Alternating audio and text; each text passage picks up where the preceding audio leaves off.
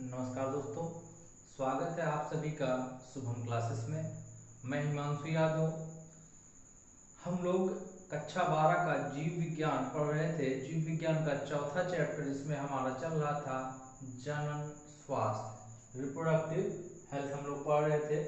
Reproductive health इस chapter में पिछले वीडियो में हम लोगों ने जो थोड़ा सा बेसिक पढ़ा था, हम लोगों ने इस पर चर्चा किया था कि इस चैप्टर के अंतर्गत हमें क्या क्या चीज़ें पढ़नी है, और थोड़ा सा हम लोगों ने चर्चा किया था जनसंख्या के बारे में। ठीक है, तो जन स्वास्थ्य के बारे में कुछ एक मतलब पूरे जितने हेडिंग्स थे हमने उसको थोड़ा सा समराइज किया था, थोड़ा सा चर्चा किया था। तो आइए हम लोग स्टार्ट करते हैं आज का वीडियो। और हमारा जो पहला टॉपिक है वह है जनन स्वास्थ्य।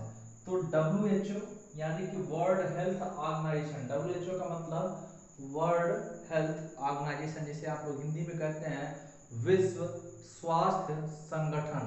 ठीक है, तो WHO के अनुसार जो जनन स्वास्थ्य है वह उसका अर्थ क्या होता है, तो हम लोग पढ़ते हैं। तो WHO कहता है कि जनन स्वास्थ्य का अर्थ जनन के सभी पहलुओं जैसे सहित, ठीक है, जनन के सभी पहलुओं सहित एक संपूर्ण स्वास्थ्य है। कह रहा है कि जो जनन स्वास्थ्य का अर्थ होता है उसका मतलब जनन के जितने भी पहलू होते हैं उसके सहित एक संपूर्ण स्वास्थ्य।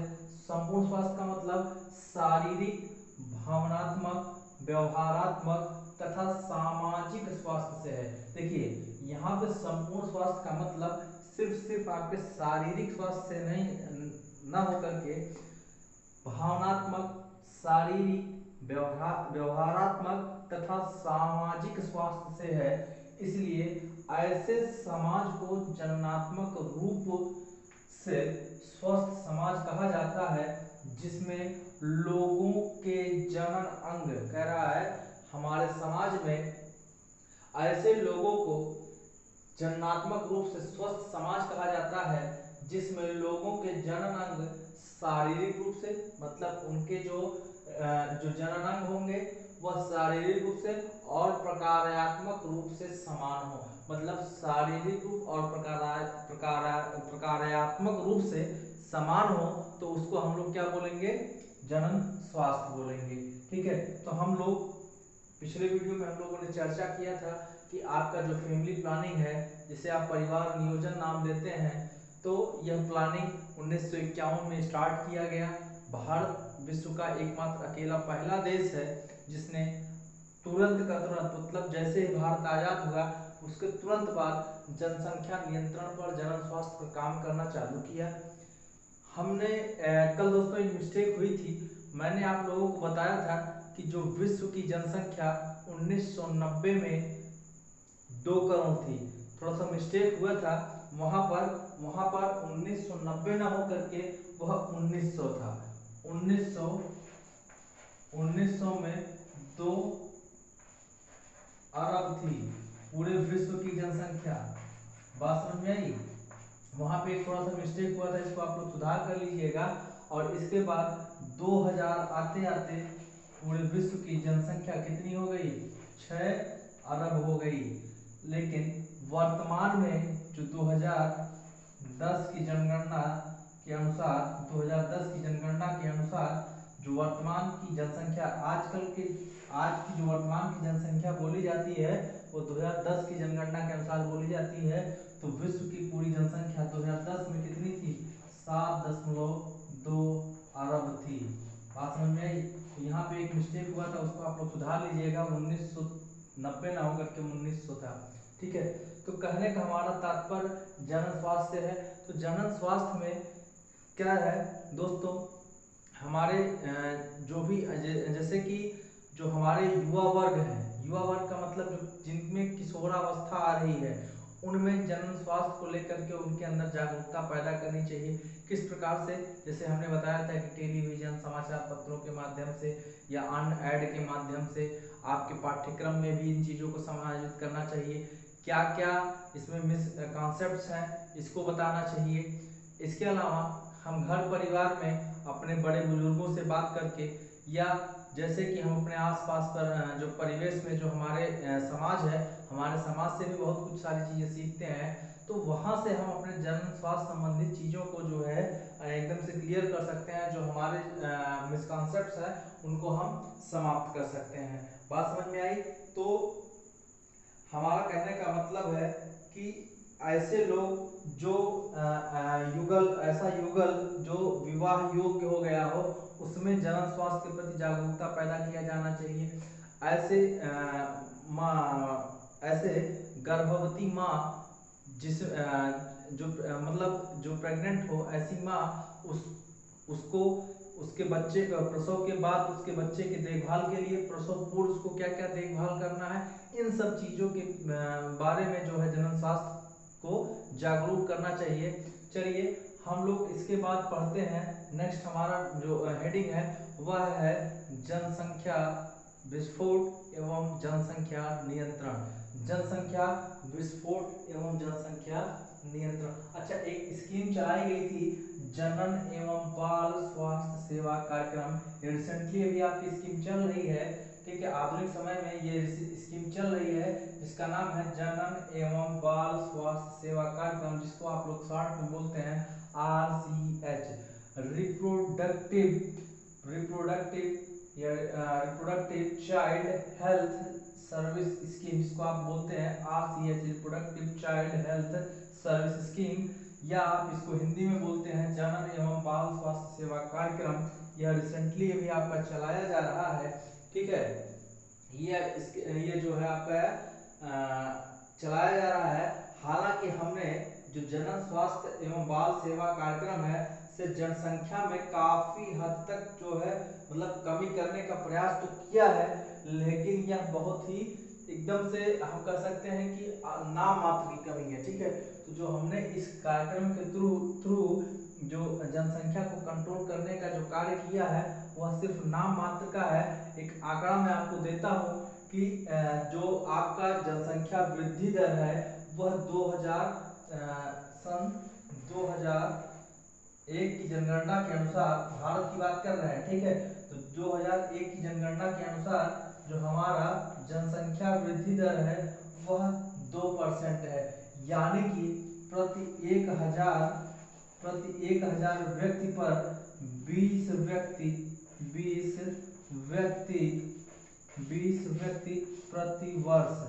प्रति वर्ष, ठीक है। ये हमारे जनसंख्या का जो ग्रोथ रेट है, जो जनसंख्या वृद्धि की दर है वह 2001 की जनगणना के अनुसार 2% का मतलब प्रति 1000 पर 20 व्यक्ति प्रति वर्ष है, ठीक है। ये हमारी जनसंख्या का वृद्धि दर का रेट है, एक लेटेस्ट आंकड़ा है आपके सामने।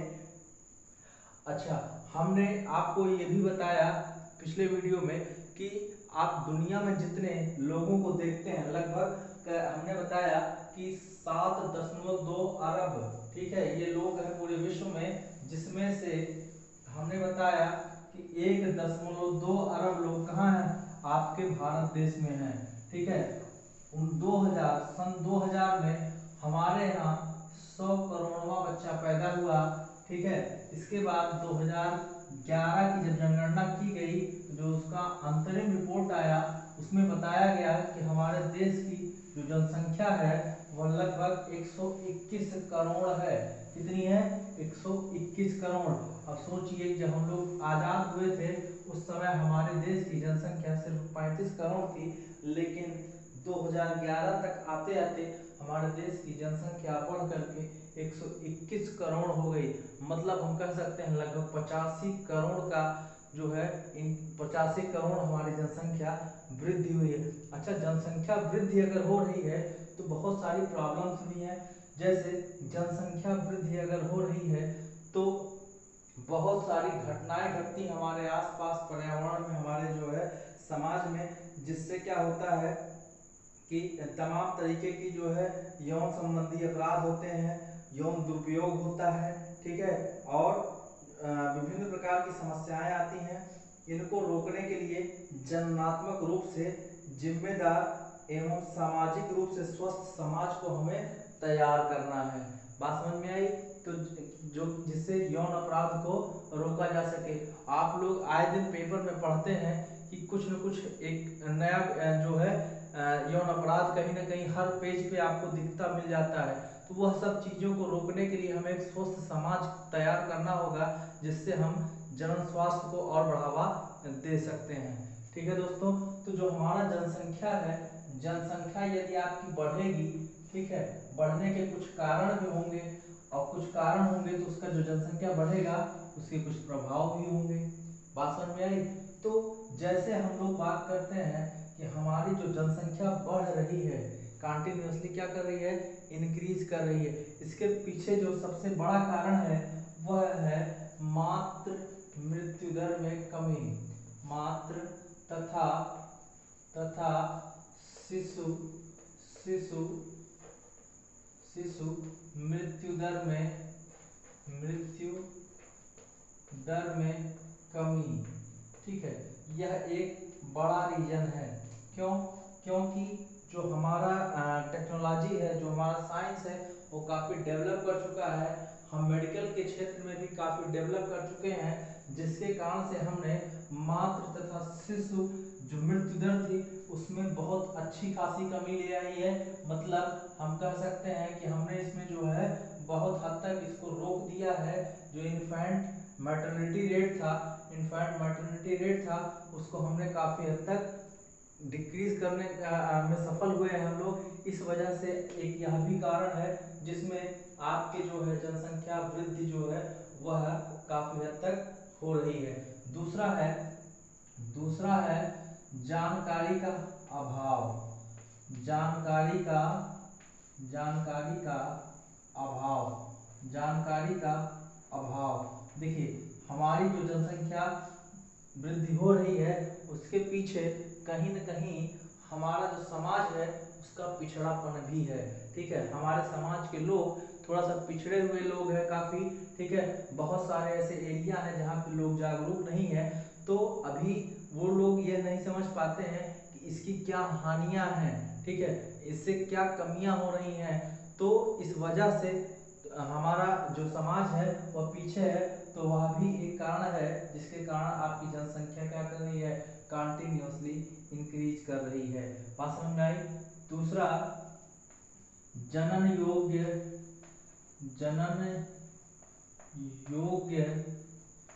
जनसंख्या का अधिक होना।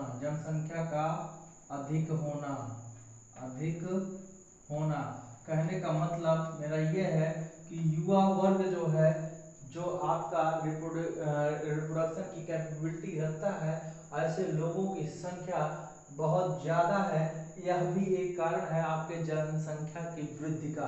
बात समझ में आई? तो जनसंख्या वृद्धि का यह भी एक कारण है।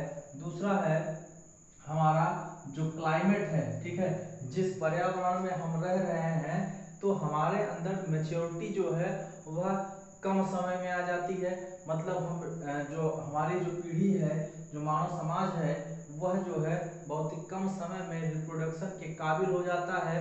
तो कहने का मतलब जो हमारा वातावरण है, वातावरणीय प्रभाव भी है। ठीक है, वातावरणीय प्रभाव भी है। बात समझ में आई? तो ये सारे कुछ एक फैक्टर्स हैं जिसके कारण से आपकी जनसंख्या बहुत ही ज़्यादा है। ठीक है, ऐसा नहीं है कि इसको रोकने के लिए हमने कंट्रोल करने के लिए कुछ उपाय नहीं किए हैं। कंट्रोल का भी हमने उपाय किया है। जो हमने पॉपुलेशन कंट्रोल के लिए क्या क्या उपाय किए हैं, आइए हम लोग देखते हैं कि पॉपुलेशन कंट्रोल के लिए हमने क्या क्या उपाय किए हैं। जैसे हमने कुछ प्राकृतिक संसाधन है, एक तो प्राकृतिक तरीका है, एक कृत्रिम तरीका है। ठीक है, जनसंख्या को कंट्रोल करने का एक तो प्राकृतिक तरीका हो गया, दूसरा हो गया कृत्रिम तरीका। तो वो दो तरीके हैं। उसके अलावा भी हमने जो है जो बच्चियां हैं, जो बालिकाएं हैं, उनकी शादी का या मादाओं का शादी का जो है एक उम्र हमने निर्धारित किया है। इंडिया में वो उम्र फीमेल के लिए है कितना, 18 वर्ष। ठीक है, और मेल के लिए कितना हमने किया है, 21 वर्ष। ठीक है, तो हमने शादी की एक एज फिक्स की है 18 वर्ष फीमेल के लिए, 21 वर्ष मेल के लिए। तो हमने यहाँ से भी जो है जनसंख्या को कंट्रोल करने का एक प्रयास किया है। और तमाम तरीके के जो है हमने कल ही आपको बताया था एक ओरल कॉन्ट्रासेप्टिव के बारे में, जिसका नाम हमने बताया था सहेली नामक एक दवा है, सहेली, जिसको लखनऊ, उत्तर प्रदेश के लखनऊ में स्थित एक रिसर्च इंस्टीट्यूट है जिसका नाम है CDRI, central drug research institute, इसके द्वारा प्रिपेयर किया गया है। ठीक है, और यह अस्पतालों में फ्री में दिया जाता है। ठीक है, जो सर हमारे गवर्नमेंट हॉस्पिटल्स हैं वहाँ पर ये फ्री में दिया जाता है। दूसरा बंध्यकरण है। ठीक है, बंध्यकरण को प्रमोट किया जा रहा है। और हमारे यहाँ कुछ एक स्लोगन्स चलते हैं जनसंख्या नियंत्रण से लेकर के।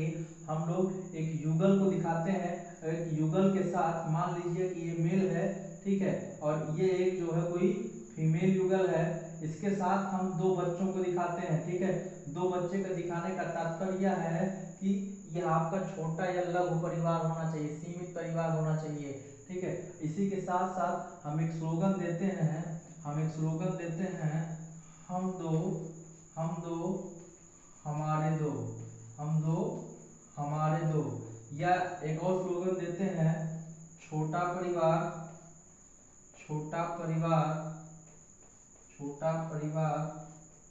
सुखी परिवार। इस तरीके से तमाम स्लोगन हम लोग देते हैं। आप लोग विभिन्न संचार माध्यमों से या जो है प्रिंट माध्यमों से आप लोगों ने देखा होगा, बहुत सारे प्रचार किए जा रहे हैं, जागरूक किया जा रहा है। आप हॉस्पिटल का पर्चा लीजिए गवर्नमेंट हॉस्पिटल का, तो वहाँ पर भी ये सारे प्रचार किए जा रहे हैं। कहने का तात्पर्य यह है कि हमारी जो सरकारें हैं उन सरकारों के सामने जनसंख्या जो है एक विकराल समस्या का रूप है। इसी के कारण बेरोजगारी भी कंटिन्यूसली बढ़ती जा रही है। बेरोजगारी भी एक महत्वपूर्ण और एक प्रमुख मुद्दा बन चुका है। तो इसलिए हम कहेंगे कि जनसंख्या जो है हमारे लिए बहुत ही ये गंभीर मुद्दा है। आइए हम लोग जनसंख्या नियंत्रण के प्राकृतिक और कृत्रिम उपायों के बारे में देखते हैं कि कौन कौन से तरीके हैं। ठीक है,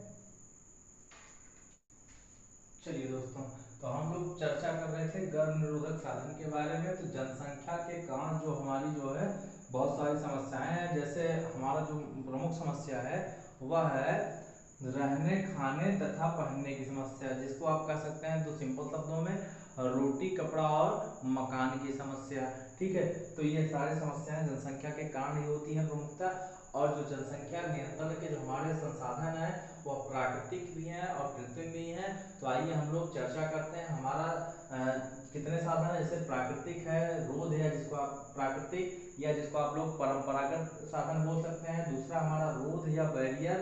ठीक है, दूसरा हमारा जो है गर्भ निरोधक साधन है रोध अथवा बैरियर। तीसरा हमारा है आईयूडीज। आईयूडीज का मतलब होता है इंट्रा यूट्राइन डिवाइसेस। ठीक है, और यह जो है एक डिवाइस होती है, एक उपकरण होता है जिसको लगा दिया जाता है फीमेल की बॉडी में। ठीक है, और चौथा आपका है ओरल कॉन्ट्रासेप्टिव, जिसको आप लोग पिल्स का नाम देते हैं, गोलियों का नाम देते हैं। इसके बाद अगला हमारा है टीकाकरण किया जाता है। ठीक है, और इसके बाद हमारा है शल्यक्रिया, जिसको आप लोग सर्जरी बोलते हैं, बंध्यकरण बोलते हैं। तो ये सारे हमारे कुछ जो है जनसंख्या नियंत्रण के जो गर्भ निरोधक साधन है। ठीक है, तो हम लोग पहले की चर्चा करते हैं जिसका नाम है प्राकृतिक या परंपरागत साधन। तो दोस्तों, जो हमारा परंपरागत या प्राकृतिक जो संसाधन जो साधन है वह है, कहने का मतलब इसमें क्या होता है कि जो हमारे युगल दंपत्ति हैं उनको जो है कॉपुलेशन के दौरान काफ़ी जो है संयम बरतना चाहिए। तो उसमें जो है पहला तो ये है कि जो फीमेल्स में जो मेंस्ट्रुएशन साइकिल चलती है, जिसे आप लोग हिंदी में माहवारी चक्र कहते हैं, उसके 10वें से जो 17वां दिन होता है, जो फीमेल में जो आपका मेंस्ट्रुएशन साइकिल चलता है जिसे आप लोग माहवारी चक्र कहते हैं, उसका जो 10वां से 17वां दिन होता है उस दौरान पे कॉपुलेशन यथासंभव नहीं करना चाहिए। ठीक है, तो इस प्रकार से जो है हम जो है गर्भ निरोधक साधन ये अपना सकते हैं, मतलब गर्भ निरोधन से जो है प्रेगनेंसी से बच सकते हैं। दूसरा आपका है उस जब ये कहा जा रहा है कि 10 से 17 दिन तक मैथुन से बचाव करना चाहिए, कॉपुलेशन से बचाव करना चाहिए। दूसरा है कि जब कॉपुलेशन हो, कॉपुलेशन के टाइम पे मेल जो है अपने जो स्पर्म है, स्पर्म को जो है फीमेल की बॉडी के बाहर निकाल दे। ठीक है, तो मेल जो है अपने स्पर्म को फीमेल की बॉडी के बाहर निकाल दे, तो उससे भी जो है प्रेगनेंसी से बचा जा सकता है। तीसरा है कि महिलाएं प्रसव के बाद बच्चों को स्तनपान खूब कराएं। ठीक है, और इस प्रकार से जब खूब स्तनपान कराएंगी तो इसे बोला जाता है स्तनपान अनातर्व। ठीक है, और इसमें क्या होता है, अंडोत्सर्ग व आवर्त चक्र शुरू नहीं होता है, मतलब लगभग 6 महीने तक इसका अधिकतम जो सेफ पीरियड होता है वो 4 से 6 महीने का होता है। इस दौरान यदि फीमेल्स जो है अपने बच्चे को मैक्सिमम टाइम पे ब्रेस्ट फीडिंग करा रही हैं तो उस दौरान क्या होगा, एक ओवुलेशन नहीं होगा और जो आपका ये जो है मेंस्ट्रुएशन साइकिल है वो स्टार्ट नहीं होगी। ठीक है, इसके बाद हमारा परंपरागत या जो आप ट्रेडिशनल अथवा जो है नेचुरल प्रोसेस बोलते थे, इसके बाद हमारा आता है रोध अथवा बैरियर। ठीक है, तो इसमें क्या देखिए, इसमें हम जो है अंडाणु तथा शुक्राणु का जो है मिलन है उसको आप प्राकृतिक तरीके से रोक रहे हैं। ठीक है, इसमें अंडाणु अथवा शुक्राणु के मिलन को आप प्राकृतिक तरीके से रोक रहे हैं, लेकिन रोध अथवा बैरियर में क्या होता है, कृत्रिम तरीके से रोका जाता है या भौतिक तरीके से रोका जाता है। किसको रोका जाता है, अंडाणु और शुक्राणु के मिलन को भौतिक तरीके से रोका जाता है, कहाँ पे, रोध अथवा बैरियर में। ठीक है, तो इसमें आपका एक सबसे मोस्ट पॉपुलर और एक बहुत ही अच्छा कॉमन सा उपाय है, इसमें जो है कंडोम का यूज किया जाता है, जैसे आप लोग हिंदी में निरोध एक ब्रांड है उसका यूज कर सकते हैं। तो इसमें क्या है कि फीमेल और मेल दोनों के लिए होता है। ठीक है, यह जो है फीमेल और मेल दोनों के लिए होता है। फीमेल जो है गर्भाशय की ग्रीवा पर लगाते हैं और पुरुष जो होते हैं वो लिंग पर लगाते हैं। तो इसमें क्या होता है, दूसरा एक और बेनिफिट है, सिर्फ गर्भ निरोधक ही नहीं बल्कि यौन संचारित रोगों जैसे कि आपका जो है HIV एड्स वगैरह है, ठीक, एड्स वगैरह रोगों से भी बचा जा सकता है। तो जो आपके सेक्स जो यौन संचारित रोग होते हैं तो उससे जो है इसमें हम आसानी से बचा जा सकता है। तीसरा आपका इंट्रायूट्राइन डिवाइसेस, जिसे आप लोग बोलते हैं IUDs। ठीक है, इसमें क्या होता है कि कुछ एक उपकरण होते हैं जिसका नाम है कॉपर 7 मल्टीलोड 375। ठीक है, इसके अलावा है आपका LNG-20।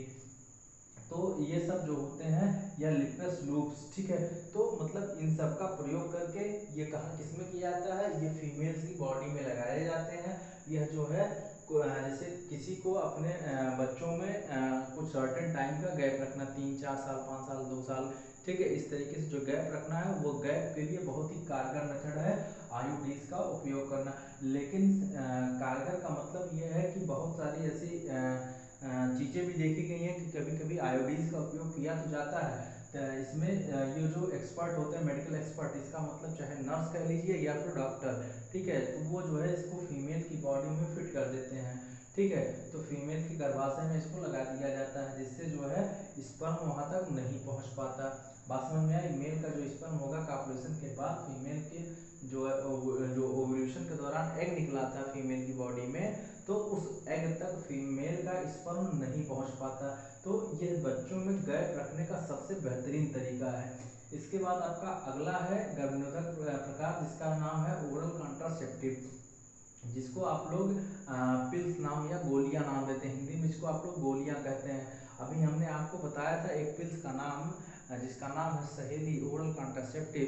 ठीक है, यह प्रयोग किया जाता है आपका लगभग यह हफ्ते में किया जाता है। ठीक है, तो ये जो पिल्स होती हैं ये प्रोजेस्टेरॉन और एस्ट्रोजन के जो है कॉम्बिनेशन से बनी होती हैं और ये 21 दिन, ठीक है, 21 दिन प्रतिदिन लिया जाता है। जो माहवारी का जो आपका पहला दिन है, ठीक है, पहले 5 दिन से। और बेटर तरीका ये है, देखिए ये जो पिल्स होती हैं इनको लेने का तरीका क्या है, जिस दिन से माहवारी स्टार्ट हुआ उस दिन से उसके पहले 5 दिन से। लेकिन सबसे बेस्ट तरीका कि पहले ही दिन से लगातार 21 दिन तक प्रयोग किया जाए और इसके बाद जैसे ही 7 दिन लास्ट में आप छोड़ दीजिए। फिर उसके बाद जैसे ही फिर से आप माहवारी स्टार्ट होती है, तुरंत उसको जो है फिर से स्टार्ट कर दीजिए। ठीक है, तो इसमें जो आपका ओरल कॉन्ट्रासेप्टिव में यही सब आएगा। ठीक है, तो ये बहुत प्रभावशाली होता है ओरल कॉन्ट्रासेप्टिव, और कम दुष्प्रभाव वाला भी होता है। ठीक है, इसी में हमने आपको एक बताया था सहेली नामक ओरल कॉन्ट्रासेप्टिव जो यूज किया जाता है हफ्ते के लिए है। ठीक है, तो इस प्रकार से जो है आपका ये जो मैक्सिमम इसका जो प्रयोग किया जाता है, ये जो है दुष्प्रभाव कम दुष्प्रभावशाली होता है और जो है ज़्यादा इफेक्टिव होता है। अगला है टीका। तो टीका जो है प्रोजेस्टेरॉन और अथवा प्रोजेस्टेरॉन और एस्ट्रोजन का कॉम्बिनेशन होता है। यह जो है जो रेप पीड़िता, ठीक है, बलात्कार पीड़िता जो होते हैं मैक्सिमम उनके केस में यह प्रयोग किया जाता है टीका। टीका किसका बना होता है? प्रोजेस्टेरॉन का, या तो फिर प्रोजेस्टेरॉन और एस्ट्रोजन के कॉम्बिनेशन का बना होता है। ठीक है, तो यह मैक्सिमम वहीं पे प्रयोग किया जाता है मैक्सिमम टाइम पे। अगला हमारा है शल्य चिकित्सा। शल्य चिकित्सा का मतलब सर्जरी। ठीक है, सर्जरी का आप लोगों ने नाम सुना होगा। तो इसको हम लोग बोलते हैं, एक तो बोलते हैं शुक्रवाहिनी उच्छेदन। ठीक है, क्या बोलते हैं? शुक्रवाहिनी उच्छेदन। दूसरा होता है डिंब वाहिनी नली उच्छेदन।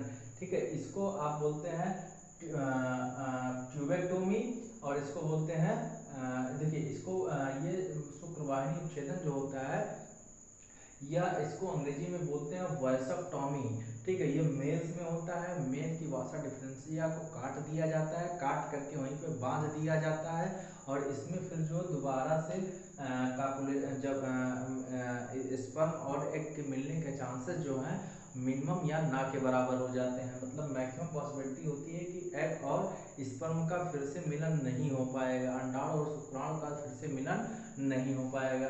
और डिंब वाहिनी जो डंब वाहिनी नली उच्छेदन होता है, इसको आप लोग बोलते हैं ट्यूबोक्टॉमी। इसको वैसक्टॉमी बोलते हैं, मेल के लिए है। ये है आपका फीमेल के लिए, इसको बोलते हैं ट्यूबोक्टॉमी। फैलोपियन ट्यूब के में फीमेल की फैलोपियन ट्यूब को काट करके बांध दिया जाता है, जिससे आपका जो है एग नहीं रिलीज हो पाता। ठीक है, और यहाँ पे आपका स्पर्म नहीं आ पाता। ठीक है, तो ये तरीका है आपका शल्य चिकित्सा वाला, शल्य क्रिया वाला। तो इस प्रकार से ये सारे आपके जितने आपने पढ़े हैं ये गर्भ निरोधक साधन है। ठीक है, जिसके द्वारा जो है मेल और फीमेल, ठीक है, कहने का मतलब जिसमें कुछ आपके मेल के लिए हैं, कुछ फीमेल्स के लिए हैं, और कुछ मेल फीमेल्स दोनों के लिए है। ठीक है, तो ये सारे तरीके अपना कर करके जो है गर्भ निरोधन से बचा जा सकता है। जैसे कि आपका पहला तरीका जो है प्राकृतिक या परंपरागत वाला, ये मेल और फीमेल दोनों को करना पड़ेगा। ठीक है, उसमें संयम बरतना पड़ेगा। हमने जैसा कि यहाँ पे बताया कि माहवारी के 10वें से 17वें दिन तक जो है ऑपरेशन ना करे तो ज़्यादा बेटर होगा। ठीक है, दूसरा तरीका बताया गया कि जब भी ऑपरेशन हो तो जो मेल होगा अपना स्पर्म जो है स्पर्म का इजाकुलेशन जो है फीमेल की बॉडी के बाहर करे। ठीक है, दूसरा तरीका। तीसरा बताया गया कि जो फीमेल होगी वो ज़्यादा से ज़्यादा ब्रेस्ट फीडिंग कराए, जिससे जो है मेंस्ट्रुएशन साइकिल स्टार्ट ही ना हो, तो मतलब एक फॉर्मेशन स्टार्ट ही ना हो, ओवुलेशन ही ना हो। ठीक है, तो यह जो आपका ये मेल फीमेल दोनों के लिए है। इसके बाद रोध है बैरियर। बैरियर जो है आप जिसमें हमने बताया कि कंडोम का यूज किया जाता है, तो ये है आपके मेल और फीमेल दोनों के लिए आता है। मार्केट में इजीली अवेलेबल है, लेटेक्स अथवा रबड़ का बना होता है।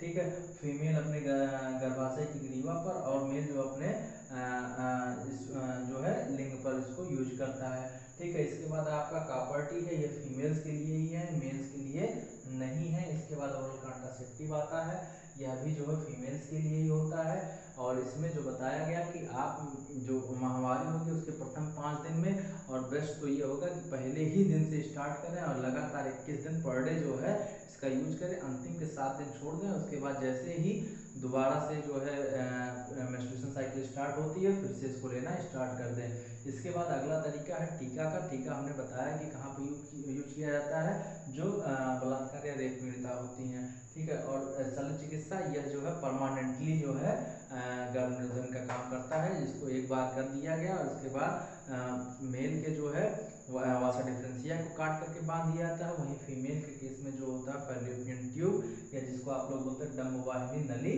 उसको काट करके बांध दिया जाता है, जिससे यहाँ से एग नहीं निकल पाता और यहाँ से स्पर्म नहीं हो निकल पाता। ठीक है, तो ये परमानेंटली ब्लॉक कर दिया जाता है। तो ये सारे तरीके आपके हो गए गर्भ निरोधन साधन। ठीक है दोस्तों, तो उम्मीद करते हैं आज का वीडियो आपको पसंद आया होगा। यदि पसंद आया है तो प्लीज़ लाइक और कमेंट करके ज़रूर बताएं कि कैसा लगा आपको वीडियो। यदि कोई कमी रह गई है तो कृपया कमेंट करके बताएं, वहाँ भी आपको प्रत्युत्तर दिया जाएगा। और दूसरी चीज़, नेक्स्ट वीडियो में हम इसके आगे का पढ़ेंगे। और जो लोग नए हैं, प्लीज़ आपसे रिक्वेस्ट है कि यदि आपको वीडियो अच्छा लग रहा हो तो प्लीज़ चैनल को सब्सक्राइब करना ना भूलें। Thank you.